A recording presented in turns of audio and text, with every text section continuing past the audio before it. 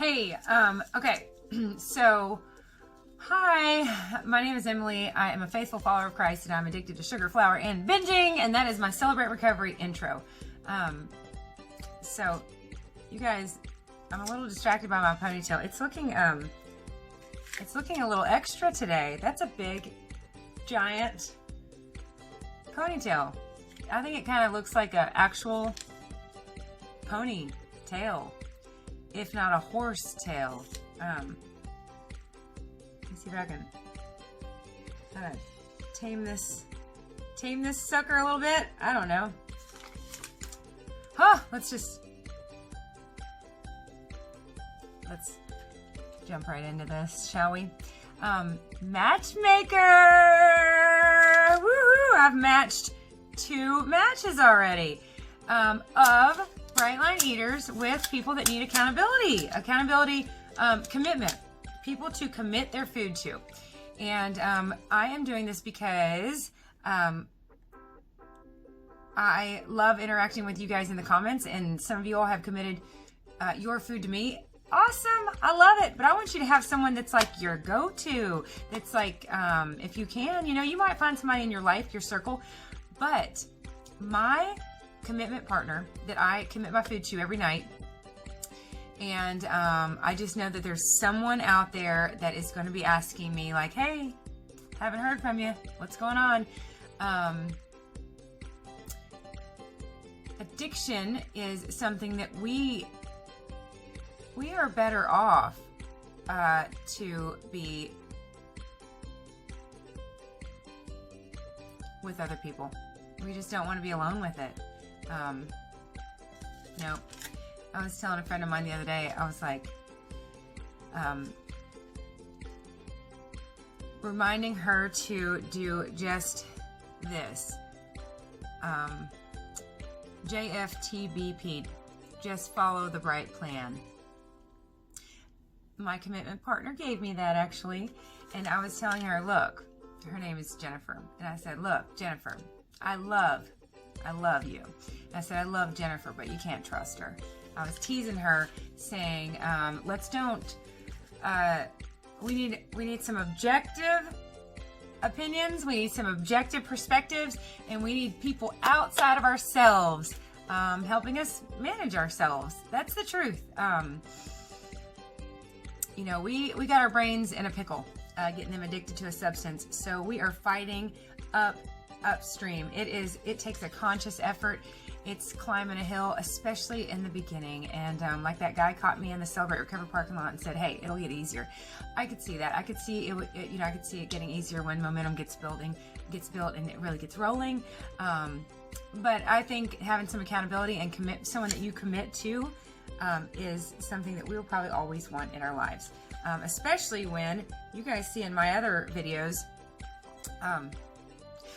I eat very differently than my family, so I need to know that there are other people out there eating what I eat. Anybody else? 4 ounces of protein, 1 fruit, 1 vegetable, 1 fat. Yes, I know there's a bunch of you. Okay. I'm offering this, and all I'm offering is that you leave a comment below. If you want or need an accountability partner, leave a comment below. I'm not even going to mess with it. You leave it down there. Say a little bit about yourself. Let someone snatch you right up. And I'm just going to let you guys work it out down there in the comments section. Like I said, you might find somebody in your life, in your circle. That would be fantastic. But my Diana, who is dear to me and has been hugely, profoundly impactful in my life, she's just some cute chick in California to me. I don't know her. I mean, she's my sister in Christ now that I know her as well as I know her, but she just left me a comment one day and said, hey, do you have an accountability partner? Do you want to commit your food? Total stranger, and I said, no, I don't. I did for a while, like the month of August, maybe September, but I think she and I started maybe like December, and I was like, yeah, that might be a good thing for me. So in a minute, I'll get into some details of like how to actually do it, what works for us. But I highly recommend finding someone that is not someone that you're really, really close and tangled up with, so that the nature of your relationship is honed in and focused on this. You're not also talking about your small town and did you hear this and what about school with the kids, and you don't want your recovery and your food commitment to get lost in the shuffle of life. So Diana and I have a very focused relationship, and it is super fun, and we go back and forth over email, but it's all this is the main focus, our recovery and keeping things headed in the right direction. It's not also the kids and the nephew and the Christmas party and what do I need to bring and blah, blah. It's not, there's no other life involved. I know she's got 2 sweet little girls and we have fun sending each other things, but this is the point of our relationship. So I am, I'm not on Facebook. I am sober from Facebook. I'm sober. Let's see here.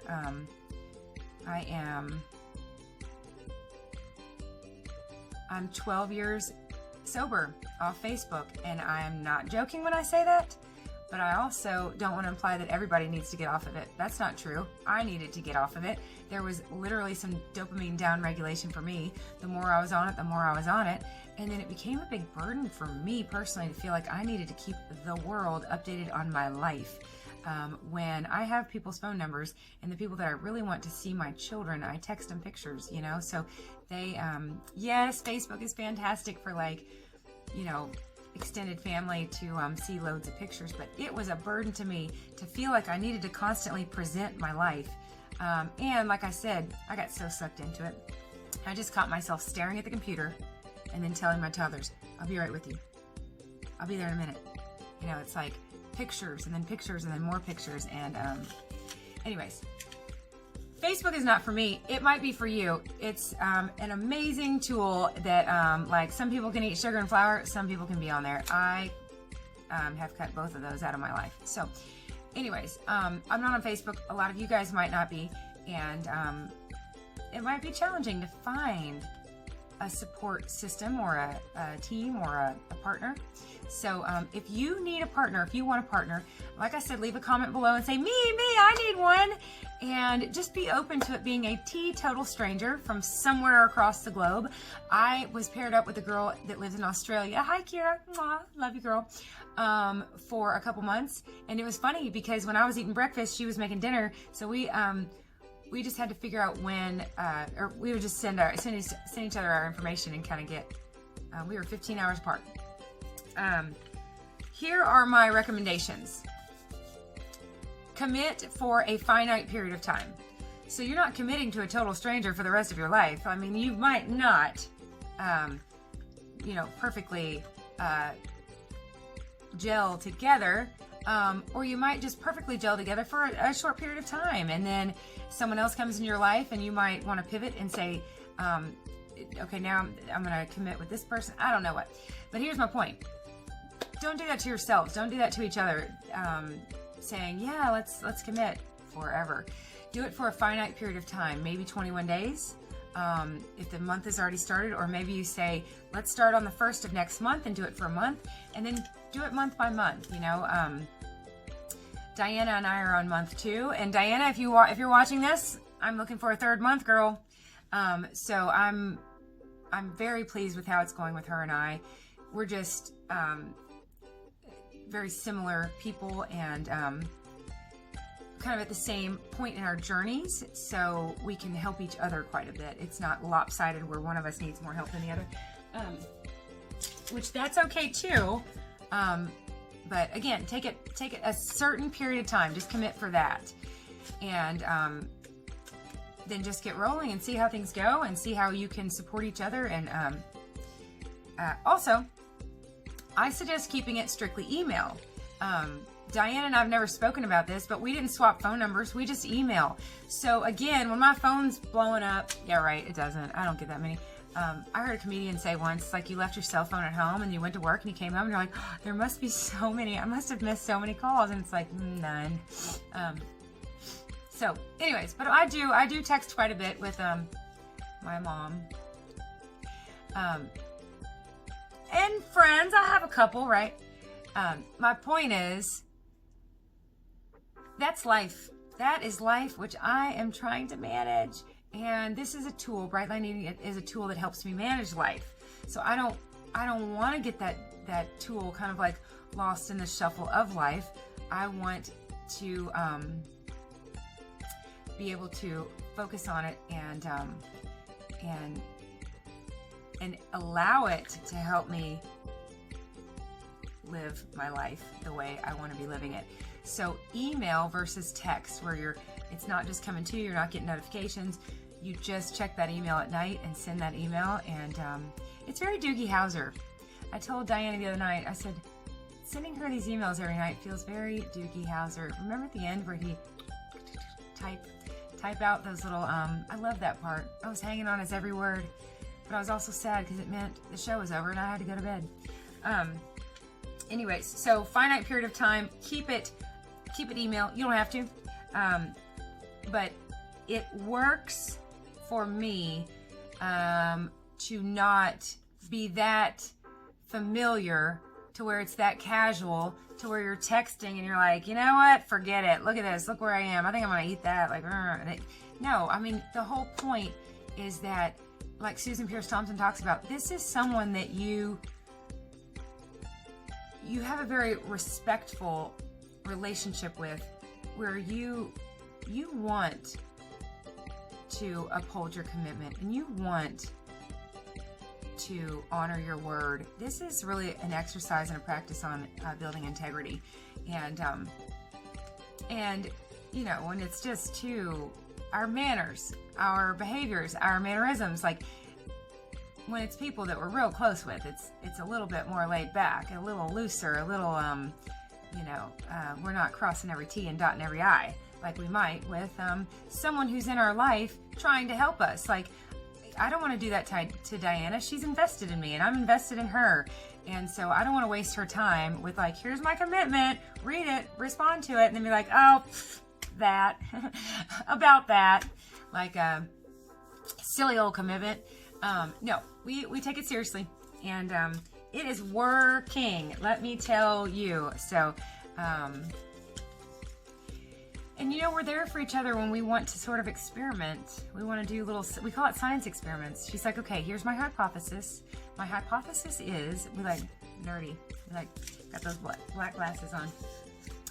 She's like, my hypothesis is that I can use a certain bowl or not measure, or me. I'll be like, okay, girl, here's what I'm going to try, and then I can just plan on her waiting for me to report back and say, all right, too many variables, that didn't go as planned, here's the conclusion, I better not do that again. So we just have someone in our life that we can bounce ideas off of, and know that they're not there to judge or criticize, but to support and encourage, and challenge and hold accountable. We have to give an account to them that night or the next day, and that is very important in all this. So that is that. Again, if you need somebody to pair up with, leave it down below, and then see if someone will, take notice and say, hey, we can join up, and then if that happens, either maybe delete your comment or leave an edit and say, I'm off the market. I found a match, so that people don't try and maybe join you, that and not knowing that you have already found a match. So anyways, like I said, there's already been 4 women that and I don't even know how it's going for them, but I said, hey, you, do you want to be with her? And hey, you, do you want to match up with her? And they used me to swap email. You just put your email down below, or if you find someone, say, hey, email me here, and then you guys can just do your thing. I'm just, if this can be of any help, hallelujah, because it is important that we surround ourselves with community and support and know that we are not alone in this. So there you have it. Happy Saturday. I am going to put some laundry away and drink some water. Love you guys. We'll talk later. Bye. P.S. I forgot to also mention that the way Diana and I do it, I mean, everybody can do it different, but like when we email specifically, I send her pictures, and I've showed this on other videos. I send her 2 pictures every night. I send her a picture of I send her a picture of today and tomorrow, today and tomorrow, today and tomorrow. And I show her that today has big purple check marks on it. There's my purple marker, that I really did eat that meal. And then I send her tomorrow, and just show her what I commit to eating tomorrow. So I am working on this right now, and I'm actually prepping it right now, getting everything that I'm writing down to have on January 31st. I'm going to get it in my refrigerator. So I'll even I have cereal for breakfast. I'll even put that in a bowl with some saran wrap on it and stick it in the refrigerator. And then peanuts and chicken. I'm about to roast Brussels sprouts and squash. And again, this is not for tonight. Look, it is 5:23. It's almost dinner time. I'm so glad that is not my dinner. You guys, I'm telling you, try it. It's been a game changer. Let me show you my dinner. This is, listen, that is a big block of frozen butternut squash. I'm just so glad this is not what I'm about to eat for dinner tonight. I'm going to have it all roasted. I'm going to have it all measured out. It's going to be in a container. It's going to be ready for me tomorrow night. For tonight, let's see, Emily's food. The shelf is getting empty here. Here it is. My January 30th dinner. So here in a minute, I'll just eat this that's already made up. Okay, so anyways, I send pictures. Diana types out, or she's kind of trying something different, but she just typed out everything or wrote it out and sent pictures. I don't know. We just do different stuff. My point is, I don't want to type it all out when I already wrote it. It just seems like more work. So I just send pictures. That's all. Took me 2.5 minutes to tell you. Just email pictures. Bye, guys.